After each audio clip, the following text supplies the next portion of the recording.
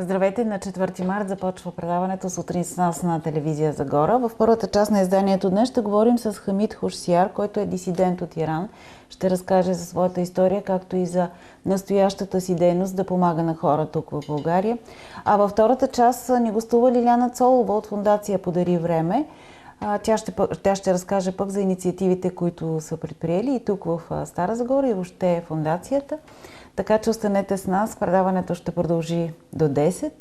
Започваме разговора с нашите гости. Първите ни гости в студиото: Хамид Хушсияр, който вече обявих, и Неда Пенева, която е от езиковата гимназия в Стара Загора и ще ни помага за превода. Благодаря много за това съдействие, за да стане този разговор възможен.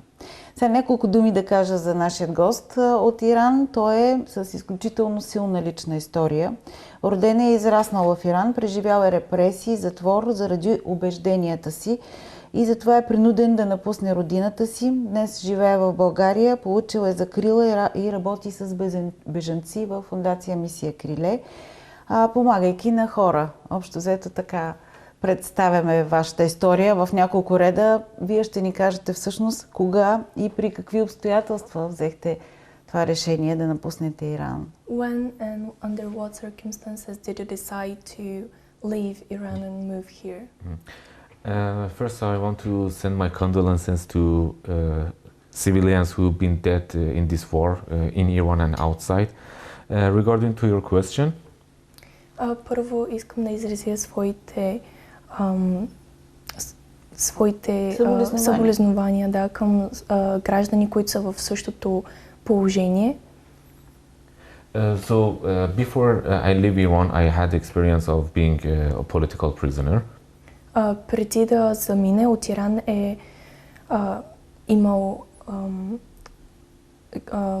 е бил също политически затворник.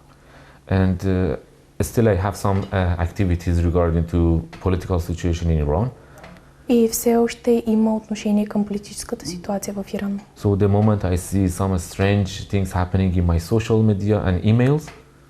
И в момента, в който видя различни неща, странни неща, случващи се в медията или социалните медии, да. So I decided to leave Iran to see what's going to happen. Реши да напусне Иран, за да види какво ще се случи. And day after I left Iran, I understood that they arrest one of my friend's wife. You understood what, sorry? They arrest one of my friend's wife. След като напуска Иран, разбира, че са арестували един негов приятел жив. And they are after me also. И на следващия ден и него. Това е конкретната случка, предполагам, която... So this is the particular experience that made you leave? It was a sign for me that some danger happening, but about the experience, if I want to talk. Това е бил знакът, че нещо опасно ще се случи, но сега ще разкажа за конкретния опит, за конкретно събитие. Да, точно това е въпросът ми всъщност. Каква е конкретната случка и как се излиза от Иран, след като си бил политически затворник? So what is the particular event that made you leave and how do you actually leave when you have been a political prisoner? Any kind of action that the regime do not like is a crime, let's say. Тоест всяко действие, което режимът не харесва, всъщност е престъпление. And I was doing so many of them. И той тогава е извършвал много от тези. So there is a network of people who connect the political prisoners to the free media abroad. Имало е мрежа от хора, които са свързвали политическите затворници с they connected the political prisoners and the free media abroad. И свободната медия в чужбина. And I was part of this. Той бил част от тези хора, тази мрежа. When we start to talk about one man who been sentenced to execution because of political reason. Когато са почнали да говорят за човек, който е бил изпратен за екзекуция поради политически причини. Intelligence services start to search who start to spread this news. Е започнало да се търсят кои са хората, които разпространяват тези новини. And this is the reason my social media and emails start to warn me that somebody tried to enter it. Това е причината, когато социалните медии и имейла са предупредили, че някой се опитва да влезе в тях. And I had to experience what's going to happen after that. И след това е разбрал какво се случва след такава проверка, This когато се is извърши такава like a проверка. small example about what's happening, yeah. Това е малък пример за това, което се случва. Опитваме се да разберем всъщност как, преди да стигнем до войната, която в момента се води в Иран, опитваме се да разберем как изглежда ежедневието на един образован човек в Иран. So they would like to know how the everyday life of a educated person in Iran looks like before talking about the war. Критично мислещ човек. A critically thinking person. So first of all, it's very important to know that the prisons full of experts and critical thinkers and whoever wants to talk. Експертите, това са хората, които всъщност са критично мислещи и всички, които биха искали да имат свобода да се изразяват. And right now we have, for the last uprising, we have more than 6,000 confirmed killed people. Сега от последните събития има повече от 6000 хора цивилни убити. Това са последните протести, нали така? Yes, from protesters. Yes. 11,000 under investigation to make sure that they are dead or not to be confirmed. 11 000 са все още чакат да се потвърди дали са починали или не. And 53,000 who are been arrested. И 53 000, които са били арестувани. Okay, so also about the other aspect, if I want to say it in one sentence. И за други аспекти, ако трябва да се каже с едно изречение. They said that in prison, if you ask for a book in library. В затвора, ако поискаш книга или ако поискаш достъп до библиотека. They say we don't have the book, but we have the author. Казват, че нямат книгата, но имат писателя. Имат автора на книгата, но не и книгата. Това е много силно изречение, да. Да. Който стои съответно съседната килия, вероятно. Those authors are like in the cell next to you. Yes, Is this the name? and we have very famous prison, the name is Evin. They call it University of Evin, but it's a prison. Имат много известен затвор, който се казва Ави. Is that right? Evin. Евин. Казват му университета Евин, но всъщност е затвор. Yeah. Also, let's say everything is any kind of activity is criminalized. Всякакъв вид дейности са превърнати в повод за криминално... Да. Заклеймяване, по-скоро за престъпление. Да. Обявяването е престъпление. Да. I was in prison because of writing in Facebook. You were in prison because of writing in Facebook. Бил е в затвора заради коментари, заради това, че пише във Фейсбук? Да, заради това, че пише във Фейсбук. Само това? So, yes, да, само. only. Да. Beside it, almost everything is banned. Majority of the website that you use is censored in Iran. Всичко всъщност е долу-горе в това положение. Всякакъв вид социална медия е цензурирана. Like YouTube is banned and so many useful website everyone using every day is not accessible for Iranian. YouTube, например, е забранен и всички видове най-нормални уебсайтове, които ние използваме всеки ден, са всъщност забранени и не са достъпни за иранците. And I want to go a little back in time. Би искал да се върне малко назад във времето. From the time that I was child at school. От времето, когато е бил дете в училище. There was heavy investment about brainwashing. Имало е много големи инвестиции за едва ли не промяната на начина на мислене на децата още в училище. Which one of the result was that every child in Iran learned to have double face. What is double? To have two faces. Това е причината всяко дете в Иран да се научи да има две лица. Да. Това е лицемерието, нали така? Да. Yeah. And but the thing is that they've also forced people to choose between their ideology and culture. И също така са принуждавали хората да избират между идеологията и културата. And people obviously choose the culture. И хората, разбира се, са избирали културата. Как се прави такъв избор? How do you make such a choice? between ideology and culture? How do you decide? You see that right now they're killing civilians around the world who have nothing to do between what's happening between Iran, Israel and United States. Виждаме, че сега се избиват цивилни навсякъде по света. A thousand times worse than that's happening inside Iran. Хиляди пъти по-зле от това, което се случва в Иран. And we cannot leave our few thousand years culture because of some idiots who fanatics, let's say. И не могат да изоставят хиляди години култура само заради някакви фанатици. In general, Iranians are very peaceful people. По принцип, иранците са много спокойни, мирни хора. Very hospitable. Много приемствени. Гостоприемни. Да, гостоприемствени. But this regime is totally opposite of that. Но режимът е абсолютно обратното на тази култура. We don't want anybody to be died, and we don't have anything to do with any nation. We just want peace with them. Не искат да бъдат във война, искат да бъдат в мир с останалите нации. And this is all culture. И всичкото това е културата. Какъв е начинът да оцелееш в Иран при такъв режим? So, what is the means to survive in Iran under those circumstances? This is very hard to survive now. Много е Nowadays. трудно да се оцелее сега. Because not only people have economic problem, Не само заради икономическите проблеми, but also the regime didn't prepare any kind of protection for them. но също и поради причина, че режимът не е подготвил никакви начини за защита за тези хора. There is no shelter. Няма Убежища. да. And there is no plan. И няма план. But they have very good plan about suppressing. Но имат план за потискането на хората. Right now we have a lot of security forces on streets patrolling with guns. Има много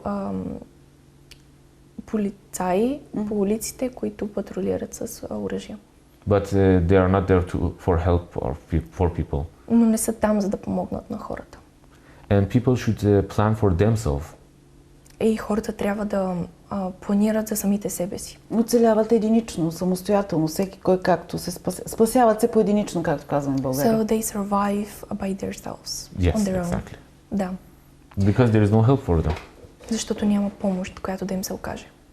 А откъде се информират тези хора, особено сега, по време на войната, а и преди това? Where do they find sources of information even before the war and now? So they prepare themselves before war because they know it's going to happen. Подготвили са се преди войната, защото са знаели, че ще се случи. It wasn't a question for them it will happen or not. It was the question when it will happen. Не е било въпрос дали ще се случи, било е въпрос на това кога ще се случи. Even for example, my family, they had a plan. They had everything ready, and they was waiting to hear the first explosion to do the plan. Например, неговото семейство, те имаха план, били са готови и са чакали едва ли не първата експлозия, за да започнат с този план. And everyone was like that. И всички са били така. След като няма държава, която да има общ план. After all, there is no common plan for the whole country. Oh no, there is no. Не, няма такъв. Какво всъщност... Вие очаквахте също началото на тази... Разбирам, че сте били подготвени, не дали, а кога? So you have been prepared for the war, not if it will happen, but when it will happen. Yes. Да. Как се развива според вас How do you think it is до сега, going on тези up to няколко дни? now, these few days? The first day it was about celebration for Iranian about the death of dictator. Първият ден е бил празнуване, да, в Иран за celebration for Смъртта what? на диктатора, да. Да. На Атолаха, който Да. беше убит за първите 24, по-малко 24 часа. So he has been killed in the first. The first strike was him, but after that the war started to become more topic for people. Но след това войната се е превърнала повече в тема за хората. And now they more talking about where he did, who been killed, and what is the military action happening where. В В момента се говори повече за това кой е бил убит и какви са военните действия, които се предприемат. Also now we are start to hear more about the civilians who've been killed. Сега започваме да чуваме все повече и повече за цивилни граждани, които са били убити. And a critical, dangerous situation for prisoners and especially political prisoners. И критичните ситуации, опасностите за политическите затворници. Because some of them been moved to unknown places. Някои от тях са били преместени в непознати места, не се знае къде са били преместени. And in whole picture, if I want to say, people are left without any information. И като цяло хората са били оставени без никаква информация. Internet is not working, phone is not working, and media abroad who use satellite, majority of them have jam on them.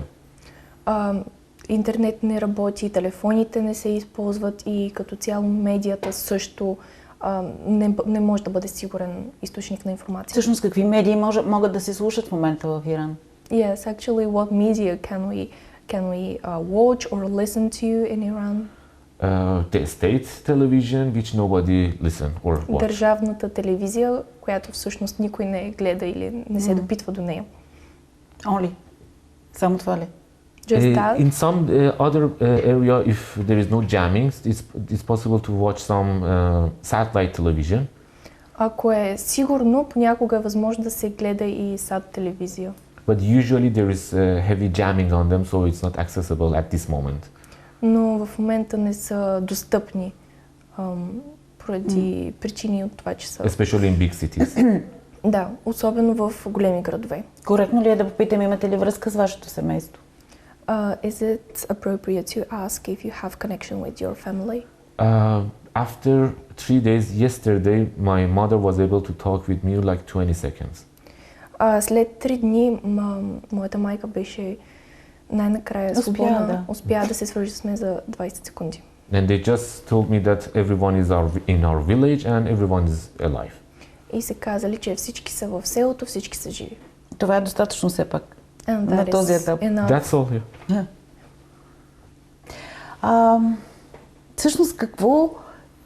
Вие не знаете те какво знаят, какви мисли минават през главата, как оцеляват. So you don't know what they know, what they are thinking right now, how they are surviving.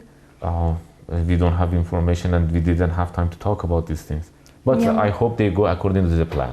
Нямат информация, не са имали възможност да говорят за тези неща, но се надява всички да вървят по плана, който са създали. Какво всъщност смятате, че трябва да знае българското общество за този режим в Иран и въобще за начина, по който се провежда тази война? What do you think the Bulgarian community needs to know about the regime in Iran and after all how the war is going on? So for years and years the regime spent a lot of resources for propaganda machine. От много дълго време, от много години, режимът използва много пропаганда и влага в пропагандирането. And they sell the concept of reformist. И продават концепцията за реформи, реформация. But it's a lie. Но всъщност е лъжа. But they have a lot of hands and mouths around the world in the medias. Но имат голям достъп и като цяло контрол върху медията. The other thing is that sometimes the media go for sources inside Iran. През повечето време медиите използват източници от вътрешността на държавата, от вътрешността на Иран. I know this is an standard in their work. Sorry, what? I know this is like an standard in their work.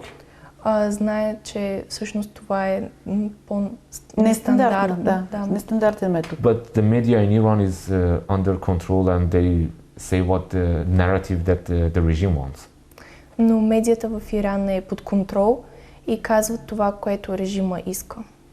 The other thing is very important for everyone in the world to know. Другото нещо, което е много важно за целия свят да знае, is that this regime have two principles. Е това, че режимът има два принципа. The first principle is that to keep the regime is the most important things. so whatever is okay to do. Първото е, че най-важното нещо е да се запази режима, без значение какво се случва. And the second term is to spread the revolution or ideology. И второто нещо е, че трябва да се разпространи революцията или идеологията. And as an example, I want to say yesterday, И като пример, би искал да кажа за вчера, the spokesman of Ministry of Foreign Affairs, the spokesman, говорителят на Министерството на Foreign Affairs, външни работи, was talking with media inside the school.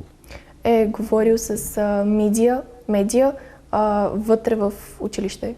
And they want to United States and Israel to hit them in these places. И искат щатите да ги ударят точно на това място. To finish the war earlier. За да завършат войната по-рано. This is as an example. Това е един пример. Another thing I want to mention about to know Iranian society is that we shouldn't count them as Islamic nation or Islamic society. Другото нещо за иранското общество е, че ние не трябва да ги възприемаме като ислямско общество. There was an unofficial survey about this. Имало е неофициално проучване по тази тема. Turn out 12% are atheists, 13% are agnostic. Отказало се, че 12% са атеисти, а пък около 30% са агностици. 25% only believe in God without any religion. 25% просто вярват в Бог без определена религия. And the rest of them are religious, but some of them a lot, some of them a little, but let's say more than half of population is not religious at all. Останалите са по-малко или повече религиозни, но повече от половината население всъщност не е религиозно изобщо. And also women are very strong in Iran and they want to become a leader, but they cannot. И също така жените са много силна, играят много силна роля в Иран и биха искали да станат лидери, да ръководят, но няма как да се случи. Това е нещо ново с тези проценти, които казахте. So this is something new about the percentage, about the statistics that you mentioned. These statistics were maybe around a year and a half ago. Това са статистики от преди около година и половина. Защото това, което се знае в нашия свят е, че Иран е силно религиозно общество, може би заради самия начин, по който посланията на режима, които се излъчват в света. So what is actually known is that the Iranian society is more or less religious because of the ideology maybe and because of the message that they send to the world. So this is our regime definitely is like very religious. Режимът наистина е много религиозен. But there was another study happened in Europe. Но е имало друго проучване, което се е провело в Европа. Among the women from Middle East. Сред жените от Близкия изток. How many of them wearing hijab? И колко от тях носят хиджаб? For Iranian it was 2%. За Иран беше 2%.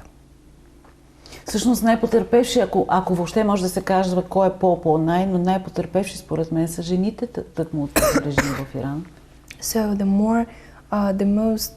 the greatest victims maybe are the women. Definitely. Със сигурност. So we have, for example, other minorities, religious minorities or ethnic minorities. Има други малцинства, които са, например, етнически или религиозни. Even among them, women have worse situation. И сред тях жените имат дори още по-лоша ситуация. Да. You remember 3 years ago we have Women Life Freedom movement. Имало е преди 3 години имаше такова движение. Преди 3 години имало движение, да. I want to mention that in 1979. През 1979 година. Before the reform happened and people vote for Islamic Republic. Преди да се случат реформите и хората да гласуват за република. There was another protest from women against compulsory hijab. Е имал друг протест от страна на жените срещу задължителния хиджаб. So even after 45 years they came back with the same idea. И дори след тези 45 години те се връщат отново със същата идея. And I write one tweet about this. И е написал твит за това нещо, за тази тема. That I wish we had more women in opposition. И се надява, че има повече и повече жени в опозицията. If we had more women in opposition, until now the revolution was finished. Ако е имало повече жени в опозицията, революцията ще да приключи. Съгласна съм напълно. She is completely on your term here. Yeah, Това трябва да се знае, макар че неправителствените организации в България, включително мисия Криле, направи много, за да популяризира, да информира хората за тежкото положение на жените в Иран. Имаше много протести и в България за солидарност с жените. So this should be known, even though that the organizations like Mission Wings in Bulgaria have made a lot of protests and try to inform the people about the situation of women. It should be known more. Yes, definitely it was very helpful. Наистина е било много полезно, помогнало е. Personally, because as an Iranian, специфично като иранец, лично като иранец. It was very, I was very happy to see that some civil society sector like Mission Wings. Е бил много щастлив да види, че различни организации като Мисия Криле общество, да. Try to raise the Iranian woman's voice. Се опитват да дадат глас на иранските жени. With some other civil society sector also. Заедно с някои други граждански. They involve actors and influencer.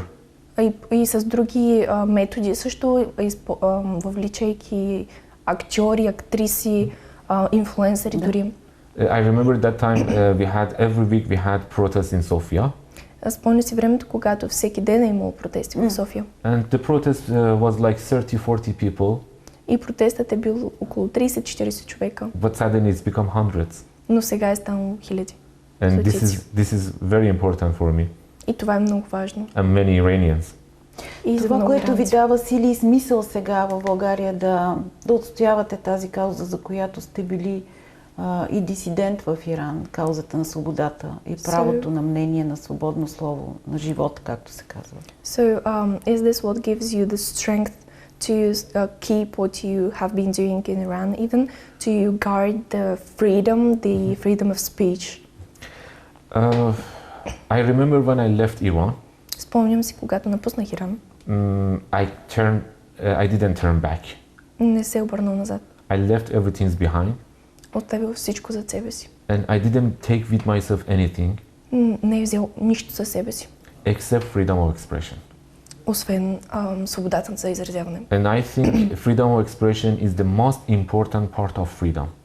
И мисля, че свободата на изразяване е най-важната част от свободата. So I'm happy that here in Bulgaria I can use my name for my accounts.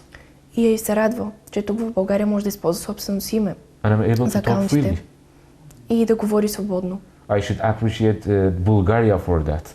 И трябва да оцени България за това. You know, reaching freedom of expression and freedom for me is like just buying a water from a market.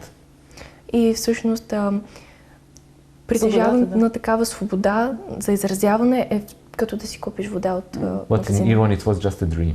Но в Иран е просто мечта. И това трябва да се отстоява всеки ден, независимо, че е като да си купиш вода. And this should be protected every day, even though it is just like buying water from a magazine. Защото магазина някой ден може да затвори.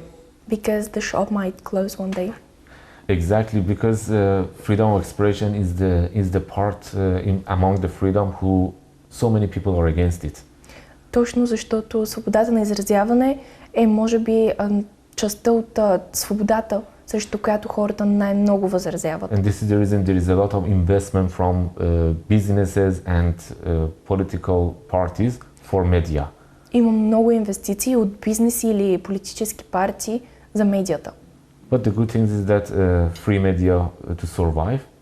Но хубавото е, че за да оцелее свободната медия, and also civil society to survive. И цивилното общество, гражданското общество, да. Because freedom of expression can guarantee the annihilation of corruption. Защото свободата на изразяване може да гарантира анихилацията, унищожаването на борбата с корупцията. And also a guarantee for democracy. И е гаранция за демокрация. На финала на този разговор, ако искате вие да добавите нещо, което е важно за вас. So at the end of the То всичко talk, беше важно. if you'd like to add something Нещо, else което that is пропуснахме. particularly important for you, for yourself, that we might have missed. Yeah, I wish we get rid of dictator in Iran and not replace it with another one. Но трябва се да се освободят от диктатора в Иран, без да се замени с някой С друг такъв. Yeah, and everyone be able to have the same freedom that I have here. И всички да имат същата свобода, която той има тук. Because breathing the air in freedom have different taste than normal air. Защото дишането на въздуха тук има различен вкус от въздуха там. It's a smell more hope on it. Може да се помарише надеждата в него. And also I want to appreciate you to have this time and opportunity for me. И благодари за времето, което отделяте и възможността, която му давате. Много благодаря и аз за това, че разказахте част от вашата история и от вашата позиция още като човек и като така, Thank you представител на неправителствена организация също в България, който помага на бежанците и на хората в нужда. Така че благодаря ви още веднъж. Да са здрави, семейството ви пожелавам и вашите приятели, които са все още там. So thank you very much for expressing yourself, for taking the position, and she hopes that your family is safe there. Thank you so much.